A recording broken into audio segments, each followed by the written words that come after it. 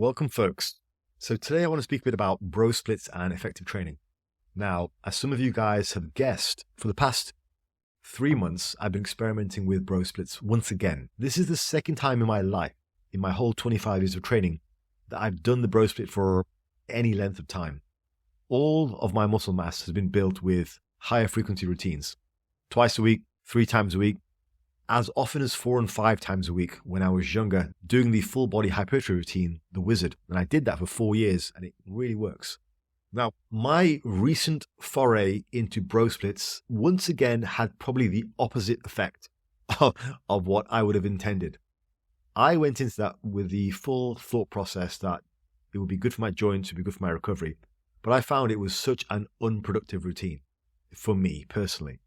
And it's only solidified my appreciation of upper lowers or full bodies, both of which I think are very, very viable. And as from a couple of days ago, I'm back to doing a more frequent routine.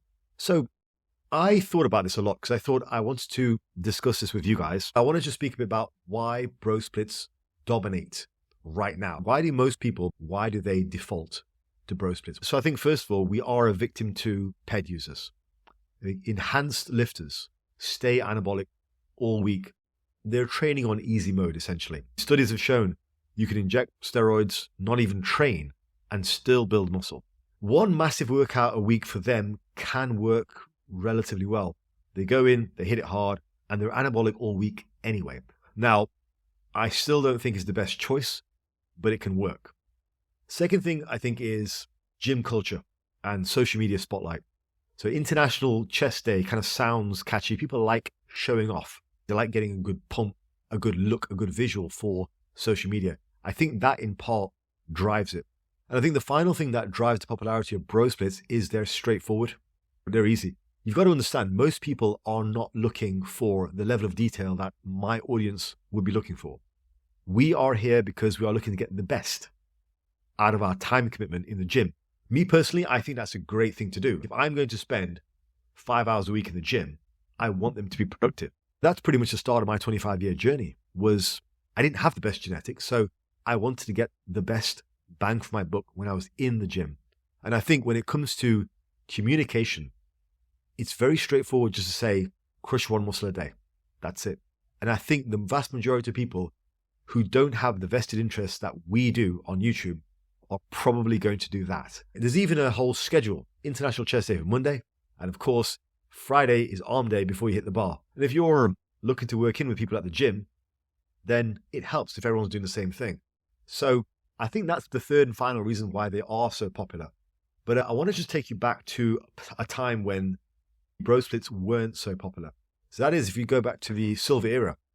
And coincidentally, this is also when head users weren't as rampant. So you think of guys like Steve Reeves, these legends who pushed full body sessions, or at least like higher frequency splits. They trained every muscle multiple times a week, aiming for that constant stimulation, which you're going to need because if you're not on PEDs, you're not getting stimulated all week unless you apply mechanical tension. So it's just nice and coincidental that at a time when drugs weren't really on the scene, full body training was highly popular. So now I want to discuss anabolic users versus natural guys. Maybe give you guys a bit of an insight into what I think are some of the reasons why bro splits are still being pushed on social media, on YouTube, etc., etc. I think for a lot of guys who are influencers, who are either on PEDs now or have been on PEDs for so long, I think they've actually forgotten what it's like to train as natural. Like even if these guys are coaches, because let's face it, any training works. You do a bro split, it's going to do something. It's better than sitting at home on the couch. So I think they capitalize on that because they don't really understand what training to be a natural is because they haven't been natural for so long. They've never really experienced training without a hormone safety net. So they can do pretty much whatever. They can't relate to you. So I think you've got to understand there are guys out there who are giving you information and they openly admit they're on PEDs. They're giving you information which they think is applicable to you, when in reality it definitely is not. I think there's a trend recently of more vocal PED users very much out in the open admitting they're on, but then they still give a lot of advice to natural trainees. But, because they're funny and whatever, they have good social media marketing, people just go along with it. But you've got to realize guys who have been on PEDs for that long, they might not necessarily have a great understanding of what you need to grow. Right, guys. So before we push on forward, I want to just give a massive shout out to the sponsor of this video, Boostcamp. These guys, they offer a legit training tool and program to help naturals stay on track.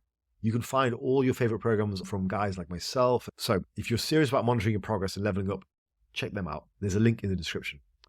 Now, I want to just briefly discuss a little bit about why more frequent training might be beneficial for you. So if you remember what I said with a PED user, they're going to remain anabolic most of the week regardless. And that's because they're injecting themselves with super physiological amounts of hormones which keep them anabolic. Now, you guys as naturals, you don't really have that benefit. So what causes muscle growth for you is quite simply mechanical tension. Now, what mechanical tension does is it leads to a period of increased muscle protein synthesis, which lays the groundwork for keeping you anabolic. Now, MPS, it's not everything, okay? So don't get me wrong, MPS does not one-to-one equal muscle growth. But what it does do is it lays the groundwork. Assuming you do everything right that you need to do, which is eat the right food, rest, all that stuff, you will give yourself the best chance of growing muscle in that window. See what I mean? Because once the increased MPS is over, once the anabolic signaling is over, you'll start to become catabolic. It's in our best interests to maximize the chances to be anabolic per week. Let's just discuss some practical guidelines. How are you going to capitalize on giving yourself the best chance of success as a natural? First of all, train muscles 2 to 3 times a week. So spread out your sessions and keep the growth window constantly open. I would also say use moderate volume and gradual overload. What I always say with my clients is start with the minimum and then you can always build from there. If the minimum gets you a result, you don't need to go more. Like more volume is not going to translate to more growth just because. If it affects poundage progression, that is what will do it. But you got to bear in mind, if you do too much, you're going to be struggling with fatigue and recovery problems. So my best 2 examples would be full body or an upper lower. Full body, like my wizard routine, it's brutally effective. The Silver Era legends swore by it, and my wizard routine will give you a step-by-step plan. That is full body and the correct way to program full body. The next one I would recommend is the upper lower. So that is training 4 times a week. That is perfect for hitting each muscle group twice weekly without overdoing it. So if you want a guide on how to do that correctly, my Barbarian ebook breaks down the upper lower split, which I've used throughout my whole career. It works, it's balanced, it's very good. So as I say, my recent foray back into bro splits has really just convinced me why they are inferior.